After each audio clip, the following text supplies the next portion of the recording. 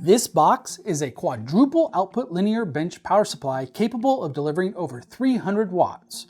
In this video, we look at its basic operation, some nice features it has, its noise performance, and I perform one of the most ridiculous measurements I have ever made. With that, welcome back to Workbench Wednesdays. My name is James. Let's go review.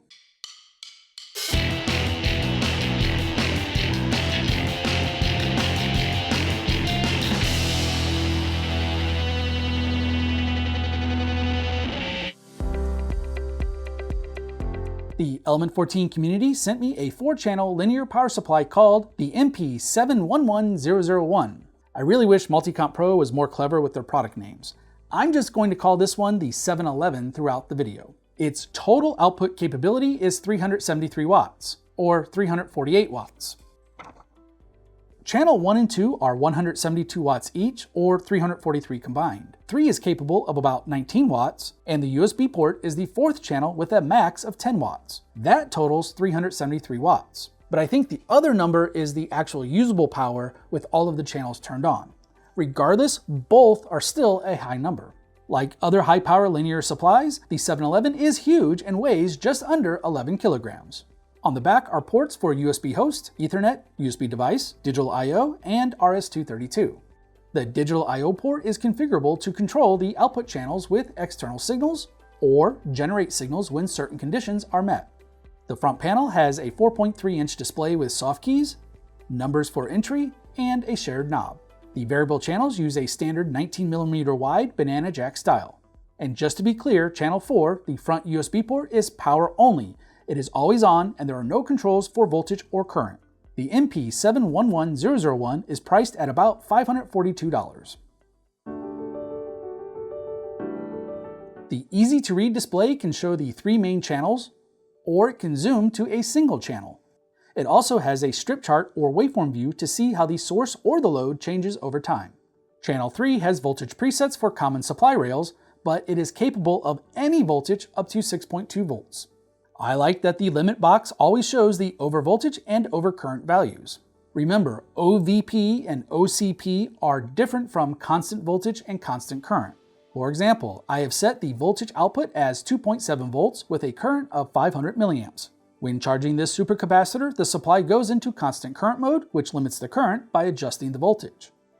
Then, once the capacitor reaches 2.7 volts, the supply goes into constant voltage mode and lets the current adjust. OVP and OCP shut the channels down entirely when one of their values is exceeded.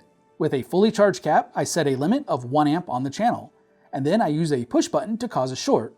Since a short exceeds 1 amp, the supply completely shuts down the channel. If a bench supply has isolated outputs, like this one, you can usually combine their channels for higher current or voltage.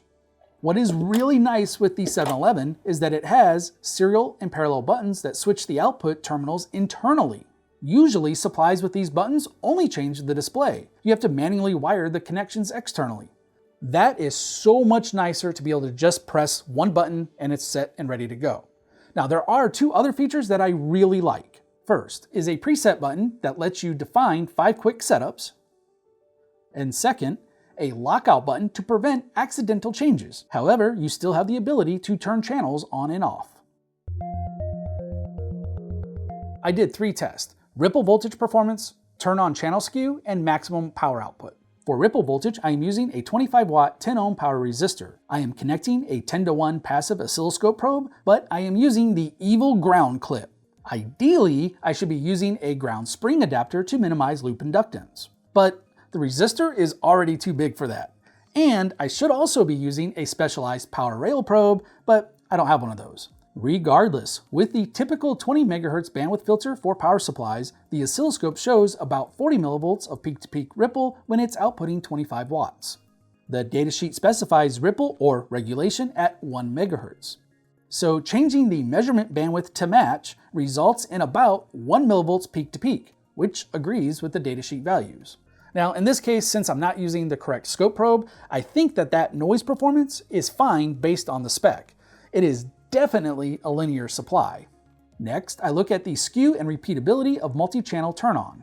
First, I made sure there was no skew in my cables, and then I connected each power supply channel to the oscilloscope. I skipped channel 4 since it's always on. The result is channel 3 turns on first, followed by channel 1 and then channel 2. The skew is slightly different with each turn on, but the relationship is the same. From channel 3 to 1, the time is about 11 milliseconds, and from 1 to 2, it's slightly under 2 milliseconds.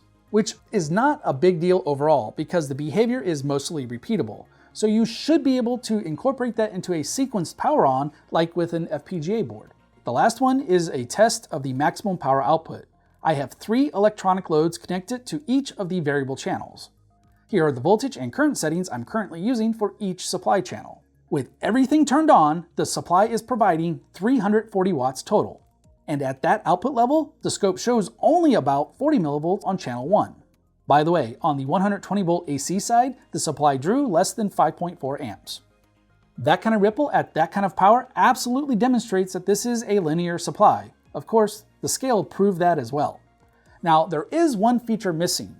Other high power supplies have a remote sense capability. This feature is a 4-wire measurement so that the power supply can compensate for voltage drop across cables between the load and supply, which is why the power output of the supply channels did not match the power dissipation of the loads during the last test. Before closing, there are a couple of other features I should mention. There is a monitor which can generate beeps or shut down outputs under specified conditions. The recorder lets you data log the front panel measurements to a USB drive. And I had no problem connecting to the instrument with Pi Visa over LAN. Overall, I think this is a very capable supply with at least 340 watts of output. There are several nice usability features including a bright display, waveform view, presets, and a flexible trigger system with the digital I/O port. And last, I really like the built-in serial and parallel connections. Hey, thanks for watching. Check the link below for show notes on the Element 14 community. You'll find lots of great stuff over there. If you want to see more videos from me or the other hosts, tap or click the things on the screen. For now, it is time for me to get back to my electronics workbench.